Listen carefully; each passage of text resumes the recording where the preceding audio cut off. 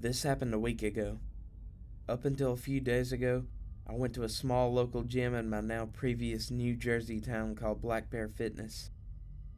One day, I had the misfortune of running into some skinny, awkward yet creepy looking kid, probably 18 years old. He didn't look like he belonged in a gym at all. I had headphones in, and I was doing my set when I heard him say something to me, but it was muffled by the music. I was already annoyed with the kid given that he was breaking an unwritten rule of the gym. Don't try to talk to someone when they're doing their sets. I took my time finishing my set and then took my headphones out to ask if he needed something. Then he started acting like I looked familiar, but right away I knew this kid was just trying some pathetic attempt at making friends. I assured him I didn't, but the kid wouldn't stop talking to me. I'll skip most of the conversation. But eventually he asked me for my Instagram and Snapchat. Weirdly enough, and for whatever reason, I gave them to him instead of saying something like, "Buddy, I'm trying to work out," or "I don't have social media." After I gave him my Snapchat and Instagram, however, I did kinda urge him to let me resume my workout. He finally seemed to get the message and walked away, not without saying bye like 3 times though. That night, I got a snap on my phone saying from Sean. I immediately sighed and said, "Oh no, just wondering why the hell the kid would snap me." I opened the snap, and the kid was in a creepy weird pose, face way too close to the camera with his head resting in his hand and a half smile on his face. The text over the picture was "Hey" with 2 Y's. I muttered the words, "What the fuck?" For the record, I'm a guy, which made this even more weird. My thought process was, I've had enough of this loser already. I'm gonna remove him and make it clear I don't want to talk to him if I see him at the gym again, and so I did. I removed him minutes after he sent that snap. I'm sure not even a minute later, the message popped up on my phone saying Snapchat from Sean. I waited a few minutes before opening it. This one was even creepier. Now the kid was sitting upright on his bed. No smile, more of a surprised, angry expression. The text over the image said, "Why did you remove me?" Now I went as far as to block him, meaning he couldn't snap me anymore. And that was that. I threw my phone on the desk and sighed out of relief. Half an hour later, my phone goes off saying Sean added you as a friend and then Snapchat from Sean. He actually made a new account. I opened the snap and felt my heart drop. It was a picture of my front lawn, the text over it, "Answer me, bitch." The first thing I could think of was how did he find my address? Then I realized Snapchat made that new map feature that lets you see where your friends are. Somehow, I had the balls to open the window to see it was clear out there. I shut the window and the blinds and started considering calling 911. Then I heard the sound of taps on the window. I took a deep breath and with one swift motion, I pulled the blind and the window at the same time and pulled the kid into my room by his neck. I punched him in the face a few times before he was out cold. Now I called 911.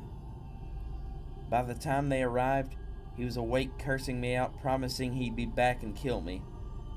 The cops heard it all, and I didn't even have to make a case. The kid was an idiot. Luckily, the timing of this worked out well because I just moved a couple days ago out of state. Only one thing that worries me. I don't want to have to make a new Snapchat account, but anytime someone new adds me on the app, I'll never know if it's secretly that Sean kid again.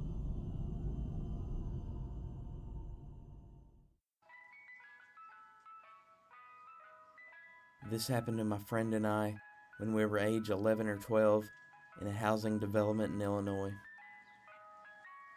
It was my first summer in my new home, out in the sort of sticks. My friend from school and I loved to run around the neighborhood and out into the forest behind the homes. While we were out, we noticed an ice cream truck kinda tracking us. It had its music running, so we sorta wrote it off and continued our adventure.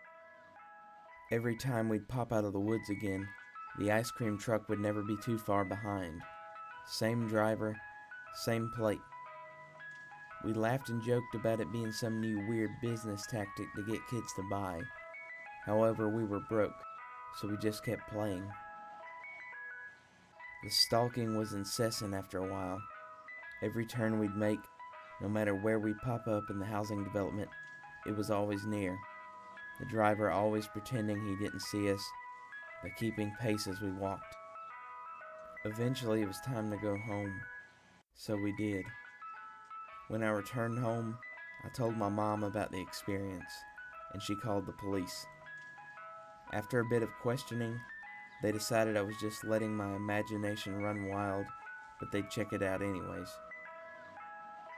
The initial search of the neighborhood turned up nothing but a single ice cream truck driven by a woman ran by a reputable company. About a week later, they got a similar report by some other younger girl in the neighborhood. They found the truck with the exact same guy, completely unlicensed, with a little boy unconscious and tied up in the back.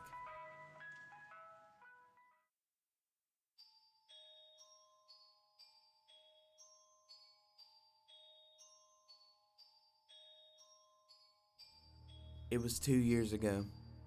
I was called in to do the night shift from 10 p.m. to 4 a.m. at 7-Eleven since somebody called out. The store was located on a busy road in a rather quiet and rural area. During the night shift, you could expect anywhere from 10 to 20 people to come in to buy a beer or something else. This one particular night, there was this one guy, mid-20s, that came in. He started making weird noises, like loud yelling noises. I assumed he had some kind of mental disability. In fact, my brother has a mental disability, so I immediately felt sympathy for the guy. He walked up to the counter without any items in his hand facing me, but his eyes were looking up at the ceiling. I felt uncomfortable. I honestly didn't know how to deal with it. I tried speaking with him, but he only responded in loud noises. I kept checking if he was with someone outside, but he was alone. There weren't any cars in the parking lot, so I assumed he walked. He stood there for so long looking up at the ceiling and making noises that I tried to get him out by handing him a bag of chips and telling him he can go. I tried finding some kind of number to call for someone to help him. Then, out of nowhere, he finally turned around and walked out of the store. I felt so horrible for the man, but at the same time, I felt a bit creeped out. About an hour later, the phone on the counter rang. I picked up to hear the familiar yelling sounds of the man from earlier. It caught me off guard. I didn't know what to think other than this has to be some kind of prank. I hung up on him and was now becoming paranoid of my surroundings, constantly checking the outside through the windows. Come 4 o'clock, the person working after me came in, finally allowing me to go home. It wasn't my problem anymore. I got home and threw all my stuff on the table ready to get to sleep, but my phone rang within a minute after entering the door. I felt a chill run down my spine. Why would someone be calling me at 4 a.m.? I could only imagine it was bad news.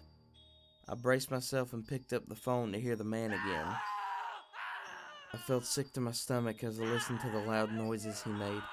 I struggled to slam the phone down to the receiver. All night, I felt like I was being watched, even with all the blinds shut, and I could swear I heard strange noises coming from all over my home. I refused to get any sleep until the sun came up. Weeks passed, and I had forgotten about the incident, until one day when I was going into the basement for the first time in a while, I found that papers had been scattered all over the floor. And when I went into the basement closet, I found writing on the walls.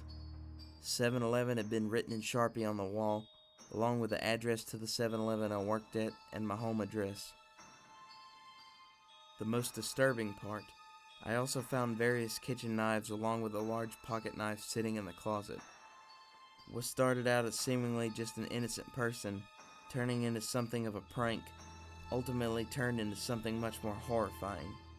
He had been living down there for God knows how long, and I'm just grateful that for whatever reason, he changed his mind and left, because I haven't seen or heard from him since. All I can say is, that man is dangerously ill.